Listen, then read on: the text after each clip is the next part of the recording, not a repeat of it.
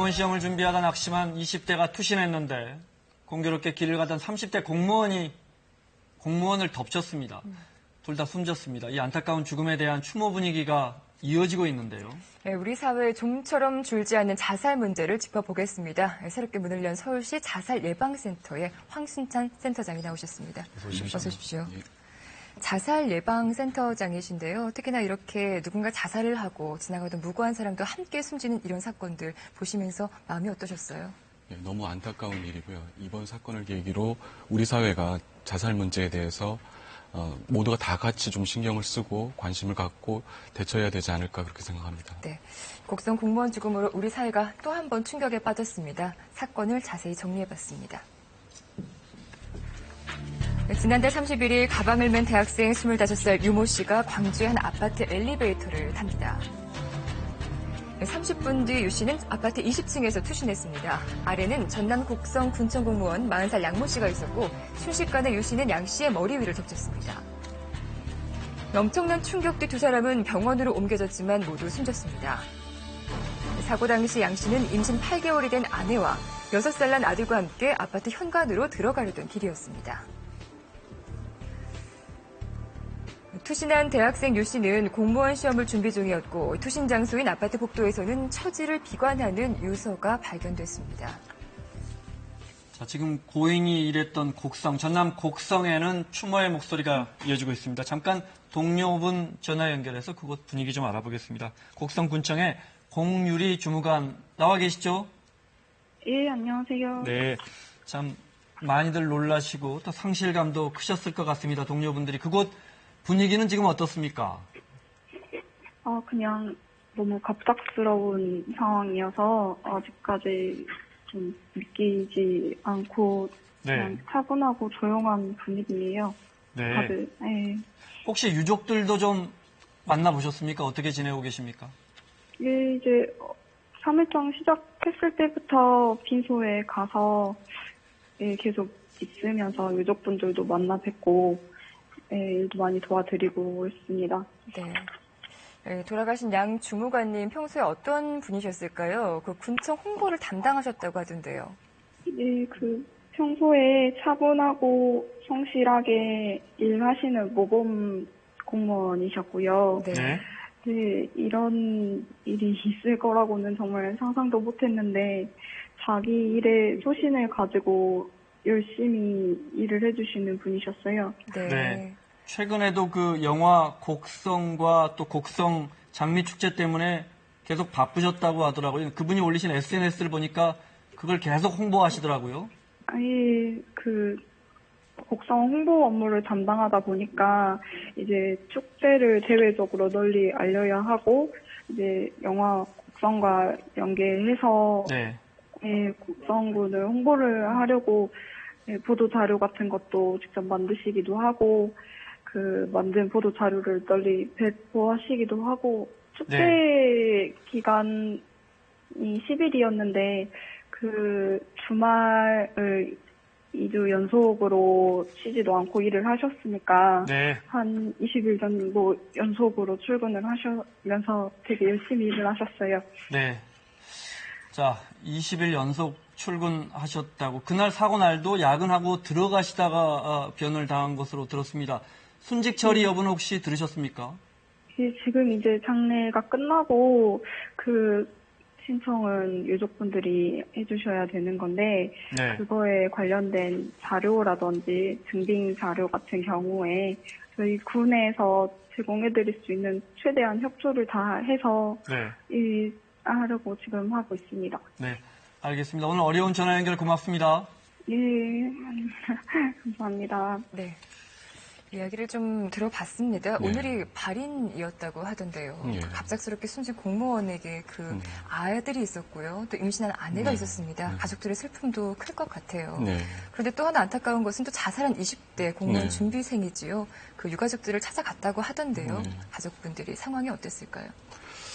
가족들은 아마 2중, 3중의 고통을 겪고 있지 않을까 생각합니다. 사실은 자살 유가족분들은 자살 자체를 사실은 자살로 받아들이지 않고 타살로 받아들이는 경향이 많습니다. 그러니까 자기 자신이나 또는 가족 내 누군가에 의해서 죽음을 당했다라는 그런 의식이 많기 때문에 죄책감이 굉장히 클 겁니다. 그래서 자살을 외부로 밝히는 것 자체도 굉장히 꺼려하는 분위기인데 지금 이게 이렇게 오픈이 된 상태고 네. 거기다가 이제 가해자로 이렇게 돼서 굉장히 그 힘든 상황에 있지 않을까 생각합니다. 또한 그 가족들은 이제 그 자살에 대한 책임을 스스로 계속 생각하면서 굉장히 힘들어하고 그러면서 마음속에서 어둡고 둔탁한 충동들이 계속 올라오고 본인들도 자살 유가족들도 자살 고용군이 되는 그런 경향이 되게 많습니다. 네.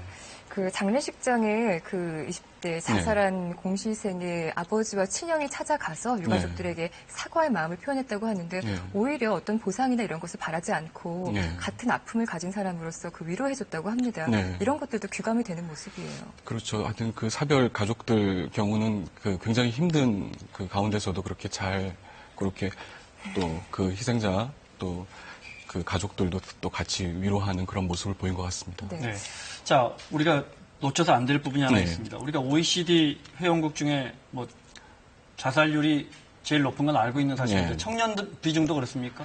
청년 비중은 그 전적으로 1위라고 볼 수는 없지만요. 네. 지금 계속해서 증가하고 있고요. 사실은 OECD 국가 1위인 이유가 노인 자살, 65세 이상 노인 자살이 엄청나게 높기 때문에 1위를 됐고 지금 문제는 노인 자살이 최근 2, 3년 약간 주춤하고 있는 사이에 20, 30대 자살이 10년 전보다 굉장히 많이 늘어나고 있는 그런 추세고 지금 그 증가 추세가 꺾이지 않고 있습니다. 그럼 지금 2013년도 자료가 나오고 있는데요.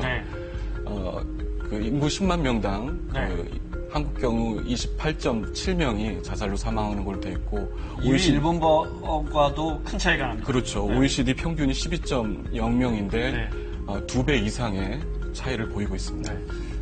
그런데 이제 자살률 추이를 보면 OECD 국가들은 2000년부터 점점 줄어든다 그래요. 자살률 낮아진다고 해요. 우리는 2000년을 기점으로 해서 오히려 급증하는 모습을 보이는데 이건 왜 그럴까요?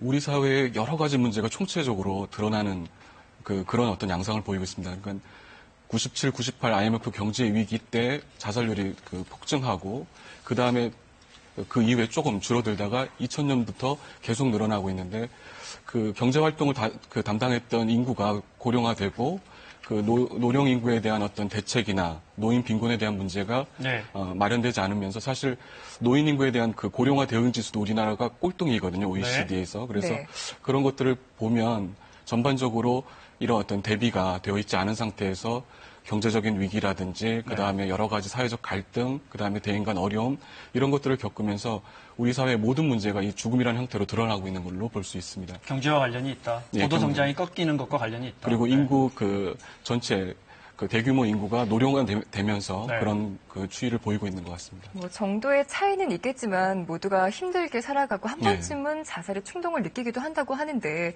하지만 정말 심할 경우에 이렇게 자살 예방 센터를 찾는 분들도 많이 계신가요? 지금 하루에 전화만 100통 이상 전화가 오고 있고요.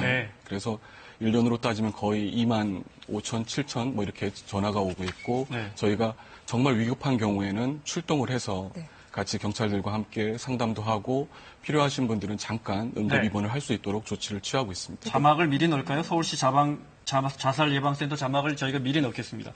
주로 어떤 상담해 주십니까? 주로 이제 그 정신건강 문제도 상담을 하지만 자살 문제를 직접 호소하고 실제로 그 죽음을 임박한 상황에서 그 목을 맨 상황이나 또 약을 드신 상황에서 전화를 주시는 분들도 많습니다. 그런 경우도 있습니다. 예, 그런 경우도 많이 있습니다. 그래서 그런 부분 저희가 최대한 이분들이 살 수 있도록 지금 그분 마음속에 죽음에 대한 생각이 굉장히 많기 때문에 그 표현들을 하고 나면 조금 더 생명을 살릴 수 있는 부분이 있기 때문에 저희가 판단하지 않고 평가하지 않고 그분들 이야기를 계속해서 들으면서 계속해서 살 수 있는 방향을 같이 고민하고 있습니다. 그래도 이렇게 제가 지금 너무 힘듭니다. 자살하고 싶어요. 나서서 도와달라고 요청할 정도면 그래도 얼마든지 자살을 막을 수 있는 분들이잖아요. 도움을 줄 수 있는 분들 아닙니까? 그렇게 표현하시는 분은 그래도 희망적인 그런 어떤 경우가 되겠고요. 많은 분들이 사실은 아직까지 우리 사회가 자기 표현을, 자기 힘듦을 표현하지 못하는 경우가 많습니다. 그래서 이번 계기로 사회적으로 힘듦을 겪고 있는 분들, 개인적인, 내적인 어떤 어려움을 겪고 있는 분들이 이렇게 연락을 하셔서 표현할 수 있고 또 그 표현을 통해서 현재의 어려움을 해결해 나갈 수 있는 방법을 찾을 수 있는 그런 계기가 됐으면 좋겠습니다. 그분들에게 가장 필요한 게 뭐예요? 지금 일단 들어드리는 그분들이 자기 마음속에 있는 걸 표현할 수 있도록 하는 게 굉장히 중요하거든요. 많은 분들이 한번 죽음에 대한 생각을 하면 그 생각에서 벗어나질 못하고 있습니다. 네. 그래서 어떤 분들은 내가 죽는다는 죽음에 대한 생각에서 벗어나고 싶어서 죽겠다는 얘기를 하고 있거든요. 네. 그래서 꽉 차 있는 그 생각을 다 표현할 수 있도록 하면 조금 더 살릴 수 있는 또 살 수 있는 그런 어떤 기회가 생긴다고 생각합니다. 흔히들 자살하는 사람 몇 가지 시그널, 예. 주위 사람에게 신호를 준다고 하는데 예. 알려주시면요. 일단은 그 힘들다라는 얘기도 하지만 가령 예를 들어 하늘 날아가면 어떨까? 그동안 미안했다, 감사했다 이런 표현들을 하기도 하고요. 그다음에 종교기관이나 또 이제 오랫동안 만나지 못했던 지인을 찾기도 하는 그런 모습을 보여줍니다. 그리고 상담기관을 찾기도 하는데 아주 위험하신 분들은 상담기관을 통해서 자신 도움을 받을 수 없다는 것들을 확인하고 더 힘들어하시는 경우도 있는데요. 조금만 참고 한 번의 상담으로는 모든 게 해결되지 않으니까 조금 더 참고 상담을 지속하시면서 같이 기회를 찾아 나가시는 그런 어떤 그 시간들이 좀 필요하지 않을까 생각합니다. 그러면 센터 입장에서는 이분은 좀 위험군이다 하셨을 땐 그분과 그 한 번의 상담 말고 계속 연락을 취하고 그렇죠. 연락을 이어가는 것도 굉장히 중요하겠네요. 저희가 기본적으로 위험성이 있다면 8주 위기 개입을 하고 있고요. 그 위기 개입 이후에도 계속해서 지속적인 연락을 정기적으로 하고 있고 그다음에 서울시 25개 그 자치구의 보건소와 정신건강증진센터가 있습니다. 그래서 그 기관들을 통해서 이후에도 지속적으로 관리할 수 있도록 연락을 할 수 있도록 하고 있습니다. 알겠습니다. 만약에 연락처를 안 가르쳐 주시고 끊으시면 추적도 하십니까? 저희가 그렇게 바로 할 수는 없고요. 생명의 위급성이 확실하다 그러면 경찰 통해서 저희가 그렇게 추적을 하고 있습니다. 알겠습니다. 상담 24시간입니까? 예, 24시간 365일입니다. 알겠습니다. 자, 황순찬 센터장과 함께했습니다. 고맙습니다. 감사합니다. 고맙습니다.